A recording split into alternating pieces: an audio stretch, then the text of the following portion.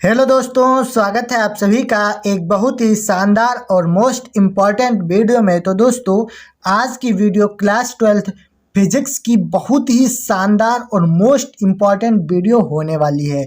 तो दोस्तों, अगर आप लोगों ने किरचॉफ के नियम अभी तक तैयार नहीं किए हैं तो आपको टेंशन लेने की बिल्कुल भी ज़रूरत नहीं है, क्योंकि आपके लिए बहुत ही बेहतर इम्पॉर्टेंट वीडियो लेकर के आए हैं। किरचॉफ के नियम, दोनों नियमों को समझेंगे, पूरा डेरिवेशन को समझेंगे इस वीडियो में। तो लास्ट तक वीडियो को ज़रूर देखना और आपसे रिक्वेस्ट है, चैनल पर पहली बार विजिट कर रहे हो तो सब्सक्राइब कर लेना और दूसरी बार विजिट कर रहे हो तो लाइक कर देना। अगर आप लोगों ने लाइक नहीं किया तो समझ लीजिए आपको कुछ भी समझ में नहीं आएगा। हाँ दोस्तों, आप लोग थोड़ा कंजूसी कम कीजिए, वीडियो को लाइक वाइक करिए, ठीक है। तो चलिए, आपके लिए बहुत ही मेहनत करके मोस्ट इम्पॉर्टेंट वीडियो हम लेकर के आ ही रहे हैं, तो आपको टेंशन लेने की बिल्कुल भी ज़रूरत नहीं है, ठीक है। ये जो आपका टॉपिक है, पूरा किरचॉफ का नियम पूरा 10 नंबर का पूछा जाता है। ये आपको कैसे पता चलेगा, ये आप गेस पेपर उठाइए, ठीक है। उसमें देखिए, ये आपके दोनों नियम पूछे जाएंगे, ठीक। इसके बाद में आपको न्यूमेरिकल लगाना होता है, तो 5 नंबर के ये नियम आते हैं, 5 नंबर का न्यूमेरिकल आता है, तो टोटल आपका पूरा टॉपिक 10 नंबर का पूछा जाता है। तो हम आपको पूरा न्यूमेरिकल के लिए सूत्र भी निकाल कर बताएंगे और इसकी नियम की परिभाषा भी बताएंगे और इसको समझाएंगे। तो चलिए स्टार्ट करते हैं। चैनल पर पहली बार आए हो तो सब्सक्राइब जरूर कर लेना, ठीक है। तो चलिए स्टार्ट करते हैं। तो यहाँ पर सबसे पहला हमारा जो नियम होता है, ये होता है प्रथम नियम, इसको हम बोलते हैं धारा का नियम, ठीक है। ये जो नियम है, ये किरचॉफ जो एक वैज्ञानिक थे उन्हीं के नाम पर ये पड़ा है, किरचॉफ के नियम, ठीक है। तो इसके प्रथम नियम को हम कहते हैं धारा का नियम, ठीक। और दूसरा जो नियम होता है उसे हम बंद पास का नियम बोलते हैं, ठीक। तो चलिए समझते हैं धारा का नियम क्या होता है। यह होता है कि किसी वैद्युत परिपथ में किसी संधि पर मिलने वाली धाराओं का बीजगणितीय योग शून्य होता है। अब आप ध्यान से समझिए, यह कह रहा है कि किसी वैद्युत परिपथ में, वैद्युत परिपथ तो आप जानते ही हैं, किसी संधि पर, वैद्युत परिपथ में किसी संधि पर मिलने वाली धाराओं का बीजगणितीय योग शून्य होता है। अब संधि क्या होती है, यहाँ पर एक संधि मान लेते हैं O है, ठीक। ये एक संधि होती है जहाँ पर दो चीजें आपस में मिलती हैं, उसी को हम संधि बोल देते हैं। यानी कि ये धारा I1, ये I1 और ये I2 यहाँ पर मिली, और यहाँ से I3, I4, I5 ये दोनों तीनों बाहर जा रही हैं, ठीक। ये I1, I2 यहाँ पर मिली और I3, I4, I5 ये बाहर जा रही है। मतलब जितनी धारा संधि पर आई उतनी इन दोनों तारों से, जितनी धारा आई वो इन 3 तारों से बाहर जा रही है। इतना आपको समझना है, ठीक है। अब यहाँ से सूत्र किस प्रकार से बनता है, सिग्मा आई बराबर होता है 0। सिग्मा का मतलब होता है बीजगणितीय योग, ठीक। ये हमको सूत्र लिखना होता है। सिग्मा का मतलब होता है बीजगणितीय योग, आई का मतलब होता है धारा, यानी किसी संधि पर मिलने वाली धाराओं का बीजगणितीय योग शून्य होता है। ये होता है ये परिभाषा।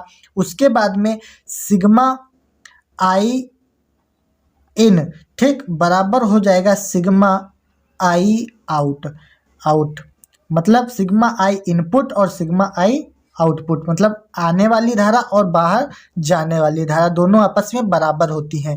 ये कैसे बराबर होती हैं, अब यहाँ से ध्यान से समझिए।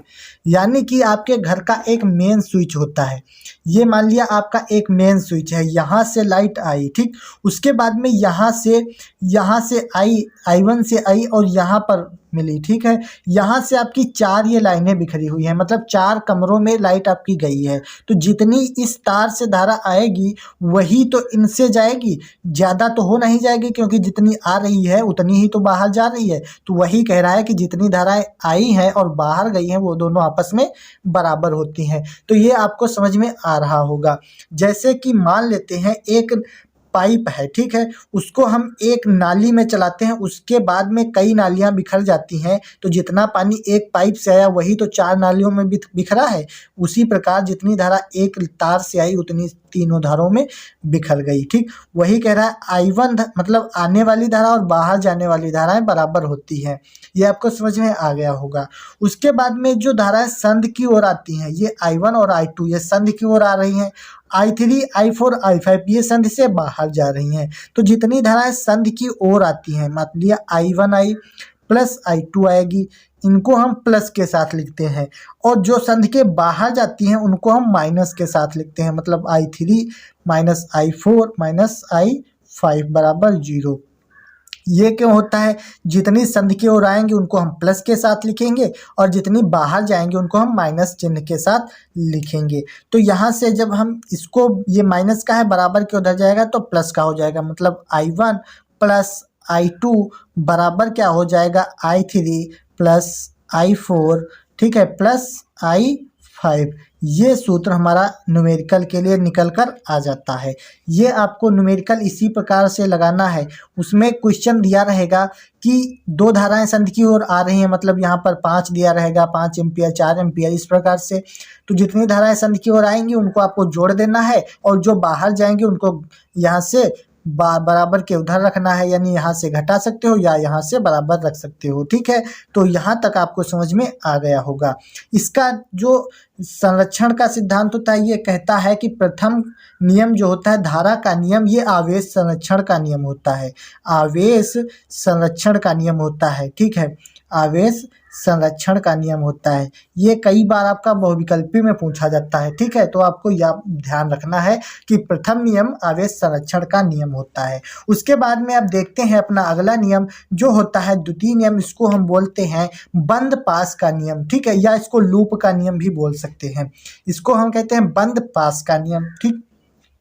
द्वितीय नियम क्या कहता है कि किसी वैद्युत परिपथ के बंद पास के विभिन्न खंडों में बहने वाली विद्युत धारा तथा उसके संगत प्रतिरोधों के गुणनफल का बीजगणितीय योग पास में लगने वाले विद्युत वाहक बलों के योग के बराबर होता है। अब यहाँ पर कहने का तात्पर्य यह है कि किसी वैद्युत परिपथ के बंद पास के, ये तो मतलब कहानी हो गई, किसी वैद्युत परिपथ के बंद पास के विभिन्न खंडों में बहने वाली विद्युत धारा, तो बहने वाली विद्युत धारा कितनी होती है? I होती है, तथा उसके संगत प्रतिरोधों के गुणनफल, यानी संगत प्रतिरोध R का गुणनफल का बीजगणितीय योग, बीजगणितीय योग सिग्मा होता है, हमने अभी बताया। तो सिग्मा योग पास में लगने वाले विद्युत वाहक बलों के योग के बराबर होता है। तो इसके बराबर होता है, यानी बराबर लगाएंगे और विद्युत वाहक बलों का योग कर देंगे, मतलब सिग्मा E होता है। तो अब ये सूत्र यहाँ से निकल कर आता है, देखिए यहीं से हमने निकाला।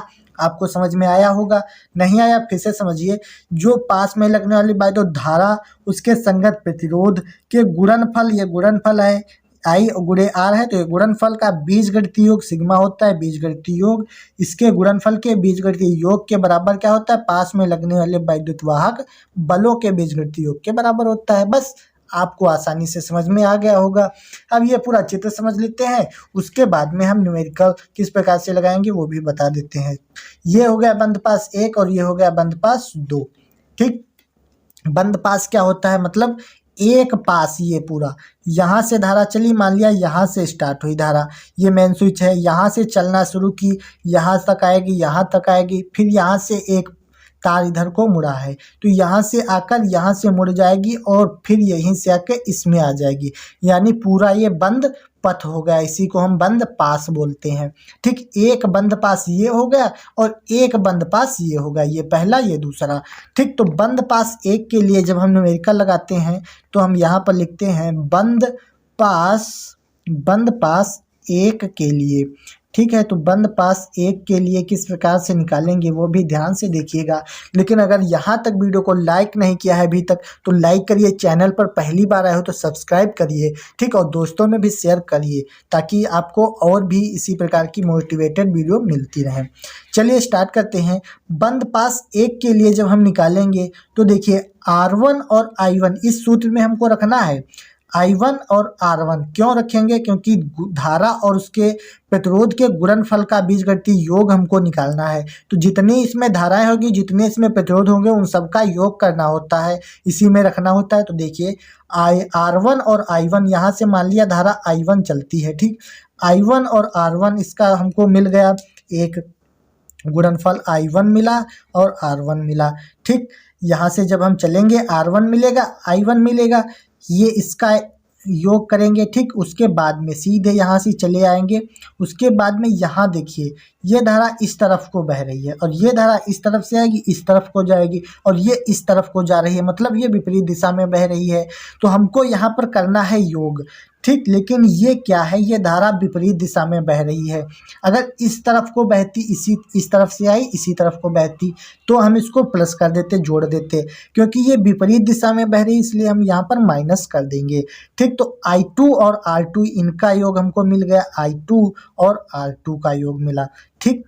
क्योंकि ये हमको योग करना था I1 और R1 इस सूत्र के हिसाब से इनका, क्योंकि बीजगणितीय योग होता है तो हमने R1 और I1 का योग किया, गुणनफल का योग, प्लस यहाँ पर लगाते प्लस। लेकिन यहाँ से धारा इस तरफ आ रही है, इस तरफ जा रही है, लेकिन ये धारा विपरीत दिशा में बह रही है I2, इसीलिए हमने यहाँ पर माइनस लगा दिया है। उसके बाद में जब ये हमको बराबर में करना है विद्युत वाहक बलों के, E कितना है इसमें, पहले है E1 तो हम पहले E1 लगाएंगे, प्लस यहाँ से आएंगे और भी मिल रहे हैं, हाँ मिल रहे हैं, E2 भी मिल रहा है, लेकिन यहाँ पर धारा विपरीत दिशा में है इसलिए यहाँ पर भी माइनस लगा देंगे तो E2 हो जाएगा। तो बंद पास 1 के लिए हमारा ये सूत्र निकल कर आ जाता है, I1 R1 minus I2 R2 बराबर E1 माइनस E2। ये बंद पास 1 के लिए निकलता है। क्यों? क्योंकि ये जब विपरीत दिशा में धारा ना बहती होती तो हम प्लस लगाते हैं, क्योंकि ये विपरीत दिशा में बह रही है, ये इस तरफ जा रही है, ये इस तरफ, इसलिए हमने माइनस लगा दिया, ठीक है। तो यहाँ तक आपको समझ में आ गया होगा। उसके बाद हम लिखते हैं बंद पास 2 के लिए, ठीक है। बंद पास 2 के लिए, तो बंद पास 2 के लिए किस प्रकार निकालेंगे वो भी देख लेते हैं, ठीक है। तो बंद पास 2 के लिए हम निकालेंगे तो अब हमको ये बंद पास दूसरा वाला लेना है, क्योंकि बंद पास 1 में तो हमने निकाल लिया, अब बंद पास हमको 2 निकालना है। यानी यहाँ से धारा चलेगी कौन सी, I2, तो I2 धारा चलेगी, प्रतिरोध कितना है R2, तो सबसे पहले हमको मिल गई I2 और R2, इनका हमको गुणनफल मिल गया I2 और R2, ठीक। उसके बाद में और हमको, क्योंकि जितने भी मिलेंगे सबका योग करना है, यहाँ से चलिए चलते रहेंगे, यहाँ से मुड़ेंगे, फिर यहाँ पर आएंगे। अब यहाँ पर धारा इसी तरफ को बह रही है यानी कि प्लस लगाएंगे, तो हमने प्लस लगाया, ठीक। अब क्या होगा, यहाँ से धारा I2 आ रही है और यहाँ से धारा I1 आ रही है, तो दोनों इस जगह पे मिल जाएंगी या नहीं मिलेगी, आप बताइए। ये धारा I2 आएगी इस तार से यहाँ पर तक और यहाँ से इधर मुड़ेगी, और यहाँ से I1 आ रही है जो भी यहाँ पर मिल जाएगी। तो यहाँ पर हम करेंगे I1 प्लस I2, यानी दोनों धाराएं मिलकर तब इसके गुणनफल कितना होगा, R3 होगा इसमें, ठीक है। क्योंकि इसमें R2 था तो R2 हमने ले लिया, फिर यहाँ से आएंगे तो गुणनफल R कितना है, R3 है, तो R3 कर लिया। फिर बराबर लगाएंगे, बराबर के बाद में यहाँ से हमको निकालना होता है विद्युत वाहक बल, तो इसमें कितना है, यहाँ से चलेंगे तो E2 मिला, ठीक है, E2 मिल गया। उसके बाद में आगे बढ़ेंगे कोई नहीं मिला, मतलब यहाँ से सिर्फ E2 ही रहेगा। क्यों? क्योंकि सिर्फ एक ही विद्युत वाहक बल इसमें E2 लग रहा है, इसमें 2 थे, E1 और E2 तो हमने 2 लगाए थे, इसमें 1 है तो इसमें हमने सिर्फ 1 रखा। तो उम्मीद करते हैं यहाँ तक आपको वीडियो अच्छी लगी होगी, ठीक है। बस आपको ध्यान इसमें ये रखना है कि ये दो जब धाराएं, गुणनफल तो हम निकाल लेंगे R1 I1 I2 R2 I2, ठीक। लेकिन करना यहाँ पर माइनस क्यों लगता है, क्योंकि ये धारा इस तरफ को आ रही है, अगर ये भी इस तरफ को बढ़ती तो हम प्लस लगाते, क्योंकि ये विपरीत दिशा में बह रही है इसलिए हमने माइनस लगा दिया है, ठीक है। और बंद पास 2 में यहाँ पर जब I2 धारा आएगी और यहाँ पर भी I1 आएगी तो दोनों धाराएं आपस में मिलकर एक I3 धारा बनाती हैं, लेकिन हम यहाँ पर I1 प्लस I2 लिख लेते हैं। तो उम्मीद करते हैं यहाँ तक वीडियो आपको बिल्कुल पसंद आई होगी, ठीक है। तो पहला नियम आवेश संरक्षण का नियम होता है और पूछेगा द्वितीय नियम जो होता है वो ऊर्जा संरक्षण का नियम होता है। ये दोनों बहुविकल्पी प्रश्न पूछे गए हैं, तो ये ऊर्जा संरक्षण का नियम होता है, ठीक। पहला नियम पूछेगा किरचॉफ का प्रथम नियम या धारा का नियम, तो वो आवेश संरक्षण का नियम, और दूसरा पूछेगा तो उसे हम कहेंगे ऊर्जा संरक्षण का नियम, ठीक है। तो वीडियो अगर अच्छी लगी है तो लाइक करें, चैनल पर पहली बार आए तो सब्सक्राइब करें। चलिए मिलते हैं नेक्स्ट वीडियो में, तब तक के लिए जय हिंद, वंदे मातरम।